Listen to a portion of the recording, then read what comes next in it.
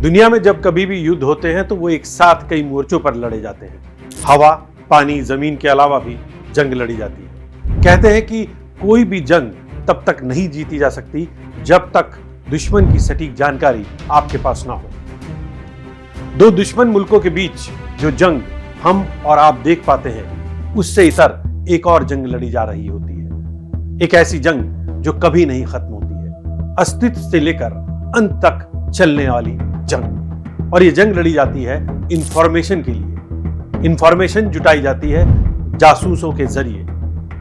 और इसलिए आज की तारीख में दुनिया का हर मुल्क अपने देश की सुरक्षा के लिए, अपने जासूसी नेटवर्क को मजबूत करने के लिए तमाम मुल्क अरबों का बजट इन्हीं सरकारी जासूसी एजेंसियों पर खर्च करते हैं। उन्हीं में से एक जासूसी एजेंसी का नाम है मोसाद। नमस्कार, मैं हूं श्री शुक्ला। डेली लाइन के इतिहास में आपका बहुत बहुत स्वागत है। आज हम आपको एक ऐसी कहानी सुनाने जा रहे हैं जिसको सुनकर आपको लगेगा कि क्या कोई जासूस इतना जबरदस्त नेटवर्क एक दूसरे देश में पैदा कर सकता है। सबसे पहले मैं आपको बताऊंगा मोसाद क्या है। मोसाद इजराइल की जासूसी एजेंसी है, दुनिया की सबसे खतरनाक और शातिर स्पाई एजेंसी है। कहा जाता है कि मोसाद के जासूस इतने खतरनाक होते हैं कि वो दुनिया भर के अलग अलग देशों में ढूंढ ढूंढ कर अपने दुश्मनों को खत्म कर देते हैं। आज कहानी उसी एक खतरनाक मोसाद के एक ऐसे शातिर जासूस की है जिसने न सिर्फ अपने दुश्मन मुल्क में रहकर वहां की हर छोटी बड़ी इंफॉर्मेशन अपने देश को भेजी, बल्कि उसने अपना नेटवर्क इस स्तर तक बना लिया कि दुश्मन देश के राष्ट्रपति ने उसे अपना उत्तराधिकारी बनाने का प्रस्ताव रख दिया था। मैं बात कर रहा हूं इजरायली जासूसी एजेंसी के सबसे शानदार और शातिर जासूस की। एली कोहेन ये नाम था उस जासूस का। लेकिन मैं आप लोगों को एली कोहेन के बारे में बताऊं उससे पहले आपको एक जंग के बारे में थोड़ा बहुत जान लेना चाहिए, ताकि आगे की कहानी समझना आपके लिए आसान हो जाए। क्योंकि एली कोहेन और 6 डे वॉर दोनों एक दूसरे से जुड़े हैं।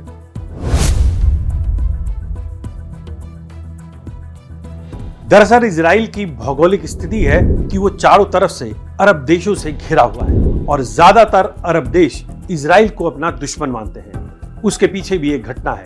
असल में 1948 में इजरायली पड़ोसी अरब मुल्कों ने नए स्थापित हुए इस देश के अस्तित्व को मिटाने के लिए एक नाकाम हमला किया था। ये लड़ाई तब से लेकर आज तक चल रही है और जून 1967 की वो 6 दिन की लड़ाई भी इसी का परिणाम थी।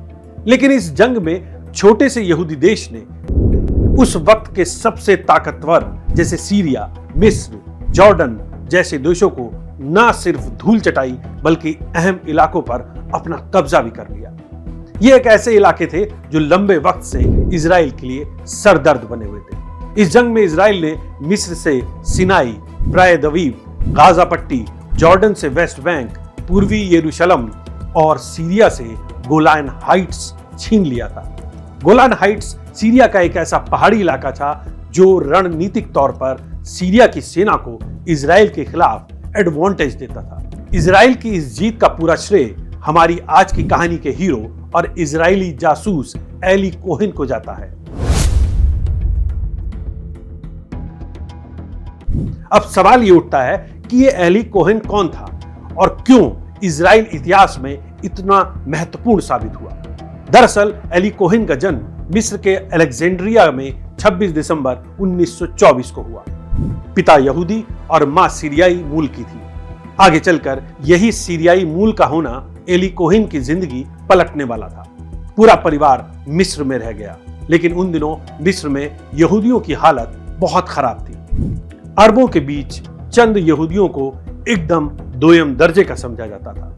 कोहेन बेशक यहूदी थे, लेकिन उनका हाव भाव और बोली अरबों जैसी थी। 1949 आते आते मिस्र में यहूदियों से भेदभाव इस कदर बढ़ गया कि एली कोहेन का पूरा परिवार इजराइल चला गया और एली कोहेन को कॉलेज छोड़कर घर पर ही पढ़ाई करने को मजबूर होना पड़ा। इसी दौरान एली कोहेन एक यहूदीवाद मूवमेंट से जुड़ गए। इस आंदोलन में एली कोहेन अपने उन साथियों को बचाकर इजराइल भेज रहे थे जो मिस्र में अरबों के खिलाफ आवाज उठा रहे थे। एली कोहेन जासूस क्यों बने, इसकी भी बहुत रोचक कहानी है। बचपन से लेकर कॉलेज की पढ़ाई तक एली ने न सिर्फ मिस्र में यहूदियों का शोषण देखा था, और शायद यही वजह थी कि एली कोहेन अपने देश इजराइल के लिए कुछ करना चाहते थे। लेकिन एली के इस सपने में कई बाधाएं भी थी। 1957 में एली कोहेन मिस्र से इजराइल आ चुका था और इसी दौरान उसने शादी भी कर ली थी।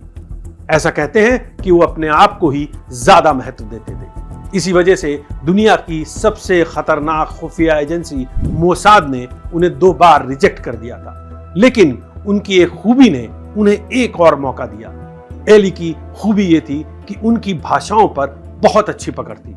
वो शानदार तरीके से अरबी बोलते थे। एली की याददाश्त की बात करें तो वो ऐसी थी कि अगर वो एक किसी चीज को देख ले तो वो उनके दिमाग में छप जाती थी, और इसी वजह से उन्हें 1957 में इजराइल की डिफेंस फोर्स में भर्ती कर लिया गया। यहां उन्होंने मिलिट्री इंटेलिजेंस में काम किया। उन्हें काउंटर इंटेलिजेंस एनालिस्ट के तौर पर काम करना था, लेकिन वो तो मोसाद में जाना चाहते थे। एक बार उन्हें रिजेक्ट भी कर दिया गया, तो उन्होंने गुस्से में आकर मिलिट्री काउंटर इंटेलिजेंस से इस्तीफा दे दिया। अब कहानी और आगे बढ़ती। इस इस्तीफे के बाद जीवन बड़ा बेरंग सा बीत रहा था एली कोहेन का, लेकिन एक दिन उसे उम्मीद की रोशनी दिखाई दी। उन दिनों मोसाद के डायरेक्टर जनरल मीर आमिद हुआ करते थे। उन्हें एक ऐसे शख्स की तलाश थी जो सीरिया में जाकर सारी खोज खबर निकाल सके। तभी उनकी नजर उन फाइल्स पर पड़ी जो रिजेक्ट हुए कैंडिडेट्स की थी। उन्होंने एली कोहेन की फाइल देखी और तुरंत मोसाद में भर्ती कर लिया। अब इस भर्ती के बाद एली कोहेन का मोसाद में जाने का सपना पूरा हो चुका था। मिलिट्री की नौकरी से इस्तीफे के बाद वो 1960 में मोसाद के जासूस बन गए थे, लेकिन इस बीच में उन्हें बहुत कठिन ट्रेनिंग से भी गुजरना पड़ा। कोहेन को 6 महीने की ट्रेनिंग दी गई, जिस दौरान उसे तरह तरह के हुनर सीखने थे। मसलन उनके सामने चाबी, सिगरेट, पेन और कागज रख दिए जाते, जिन्हें सिर्फ 2 सेकंड में देखकर उसे उनकी डिटेल्स याद करनी पड़ती थी। उसे टैंकों, तोपों, लड़ाकू विमानों को पहचानना भी सिखाया गया। अब ये ट्रेनिंग पूरी हुई, उसके बाद कहानी आती है सीरिया की कि एली कोहेन सीरिया कैसे पहुंचे। ट्रेनिंग पूरी होने के बाद सीरिया जाने के लिए जरूरत थी एली कोहेन की नई पहचान और नया नाम गढ़ने की। एली कोहेन को एक नया नाम दिया गया, कमेल अमीन थाबेत, जिसकी पहचान कुछ इस तरह थी। थाबेत का जन्म लेबनान में हुआ था। उसके माता पिता सीरिया से थे और उसके चाचा अर्जेंटीना में बस गए थे। उसके जन्म के कुछ समय बाद उसके चाचा ने उसके परिवार को अर्जेंटीना बुला लिया और वहीं उसकी पढ़ाई हुई। उसके पिता कपड़ों के बड़े व्यापारी थे, लेकिन एक बार बड़ा घाटा होने के चलते उसके पिता सदमे में चल बसे। 6 महीने बाद उसकी मां की भी मौत हो गई। थाबेत ने एक ट्रेवल एजेंसी में नौकरी की और फिर कारोबार की दुनिया में आ गया, जहां जल्द ही वो अर्जेंटीना का एक बड़ा व्यापारी बन गया। नाम और पहचान की कहानी शानदार थी, लेकिन इस कहानी को अमली जामा पहनाने के लिए थाबेत का सीरिया से पहले अर्जेंटीना जाना जरूरी था। थाबेत यानी कि एली कोहेन। थाबेत अपने परिवार को यह सब नहीं बता सकता था, इसलिए उसने अपनी पत्नी से कहा कि उसे यूरोप में एक नौकरी मिल गई है। ऐसा कहकर अर्जेंटीना चला गया। अर्जेंटीना में थाबेत ने लोगों से पहचान बढ़ाई। वो पार्टियों में जाने लगा।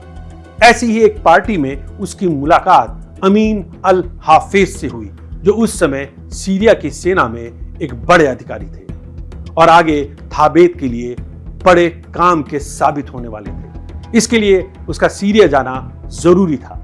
कुछ रोज बाद उसने अर्जेंटीना में रहने वाले एक रसूखदार अरब से दोस्ती की और एक रोज बातों ही बातों में उसने सीरिया जाने की इच्छा जाहिर की। दमिश्क जाने का इंतजाम हुआ और जनवरी 1961-62 में कमेल अमीन थाबेत सीरिया पहुंच गया।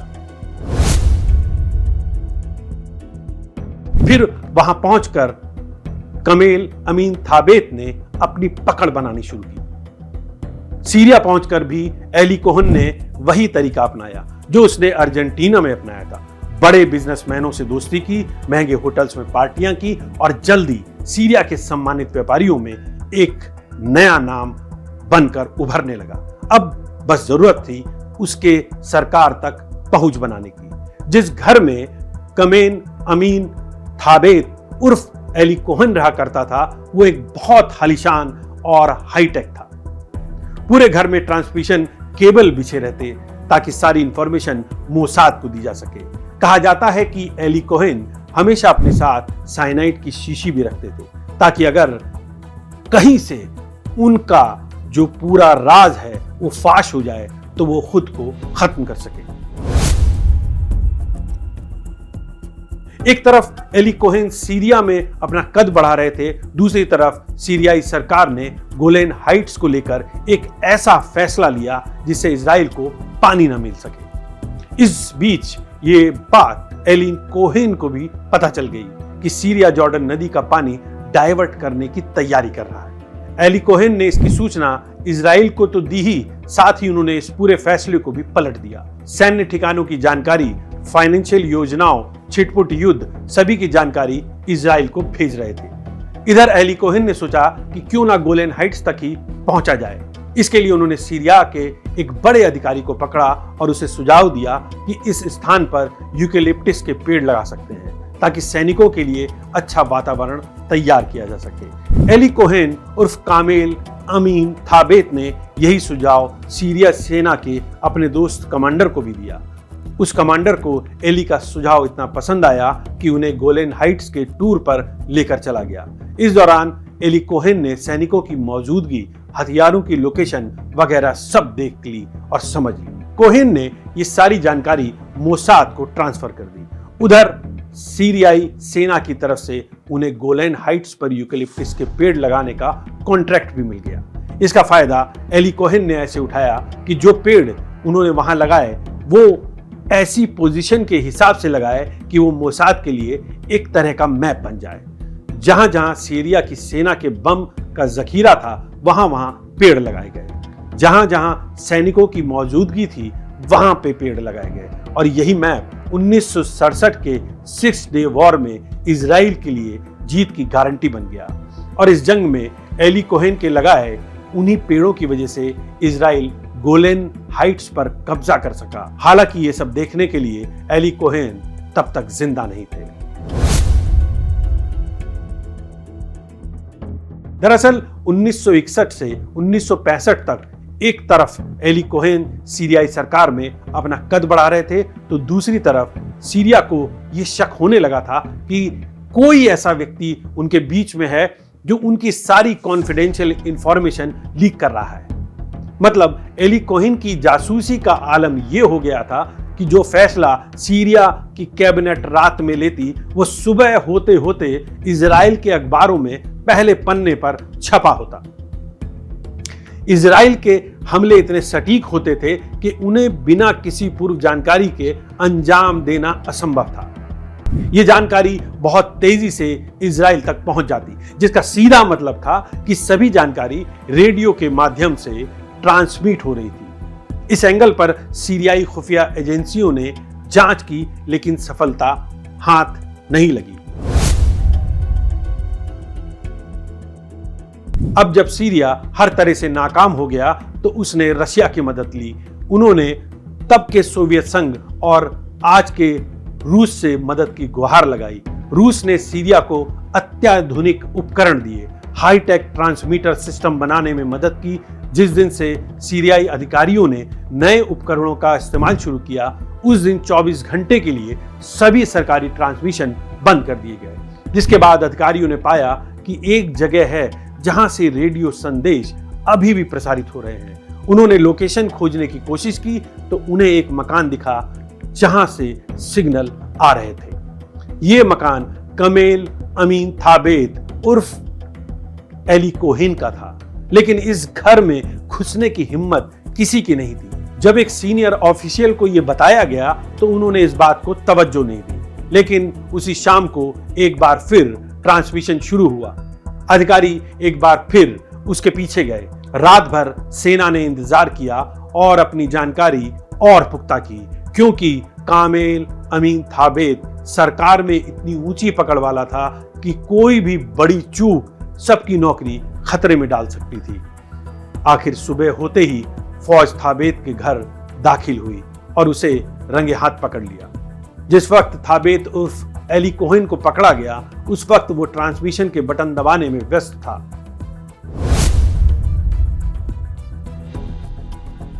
इसके बाद की कहानी सबके सामने जब आई तो सब चौंक गए, क्योंकि एली कोहेन को इस जासूसी के बाद गिरफ्तार कर लिया गया और तरह तरह की यातनाएं दी गई। इस दौरान उसने अपनी असलियत भी कबूल कर ली। तब उसने पहली बार अपना असली नाम एली कोहेन दुनिया को बताया। सीरियाई सरकार के सभी अफसर और मंत्रियों का उसका कनेक्शन था, इसलिए फटाफट एक आर्मी की कोर्ट में मुकदमा चलाकर कोहेन को फांसी की सजा सुना दी गई।